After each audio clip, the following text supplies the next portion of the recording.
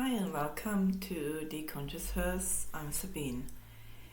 Today I want to do part 3 of the climate change, man-made or not, and the title of that one is Cutting Through the Noise.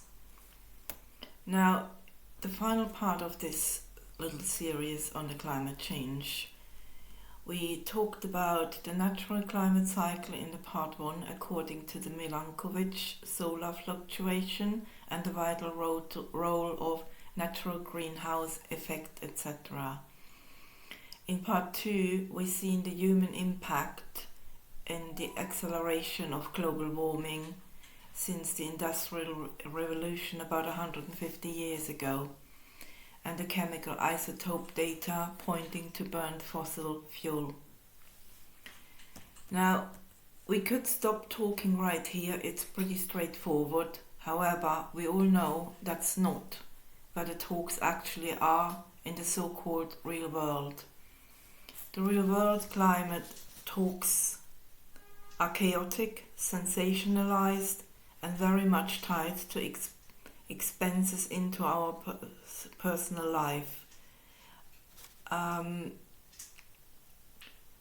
Whenever it comes up again and again in the politics, for example, it ends up with our energy bills are going up, fuel prices are going up, taxes are being raised, and so on and on. So there's quite a lot in that direction what the average human has to bear when it comes to this kind of stuff, where I'm not saying it's a hoax or anything like that, far from it. So today, cutting through the noise, I want to talk about the elephant in the room and how genuine environmental topic became a multi-trillion-dollar financial machine. Because in the end of the day, with the dinosaur kind of looking at the dinosaur dynasty, shall we say, this old hat of the few percent of in the world who sitting in power, or they call themselves the elite, it is all about money making for them, and that's what they're using the environmental issues as well. So media creates confusion, and how the practical common sense resource gets lost in the middle. And so with the elephant in the room is the climate industry and the follow the money. And the elephant in the room for me is something what is often not talked about, to be fair. Nobody talks when it comes to global warming about the war machinery, for example. It's not all about making wars, it's about the money behind it.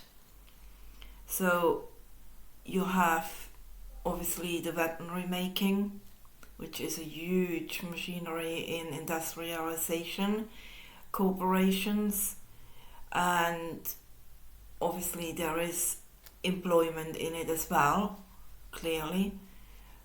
There's always so many grey areas, and to get to the bottom of it, it's such a massive subject.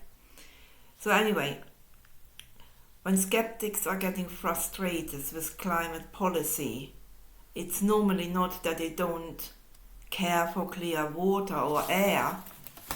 They notice every solution seems to involve higher taxes and purchases or corporate payouts. So climate is clearly a money-making machine, and the so-called elite, or the people who have all the power for now, they are not thinking really about the actual issue at hand. They're thinking, how can we make more money? How can we stay longer in power? Mind you, that's changing in the next few years. That will be changing because our conscious grows a bit more every day, and with every single person speaking up for it and making their own decision and getting more decisive in directions. So going back to the topic, sorry for me going off on a tangent, the multi-billion-dollar trading system are heavy polluters, obviously, with everything, the stuff they're blowing into the air. The immense industry behind the war machinery, from weapons, armies, stock trading and bonds. Wall Street realized that years ago by bundling stocks they could charge higher management fees, not change. Governments hand out hundreds of billions in taxpayer money for green technology. While innovation requires funding, it also creates an environment where corporates heavy lobby for government mandates. Again, taxpayer money. Guaranteeing a market by forcing consumers to switch products. Now that could be anything from, let's say, when the electric prices for electric goes up, we are looking where we can switch to, because you could cut a better deal with another company. That's also for gas prices. When it comes to fuel prices, you may look into an electric car, for example. There's so many things attached to that. And yes, where was I? Okay. To recognize this isn't necessarily a cynical outlook, but common sense. So physics of the heat of trapping gases is a real thing and not really a financial interest, maybe for the elite or the people sitting at the power, also can be exploited in reality for profit at the same time. So yes, it is a real problem, absolutely. I mean, we can see that every day. So seeing the money machine doesn't mean ignoring the science. It explains frustration of the average person feeling that climate policy is more about their wallets than the planet and us. That's true, isn't it? So whether with a climate and media making sensations.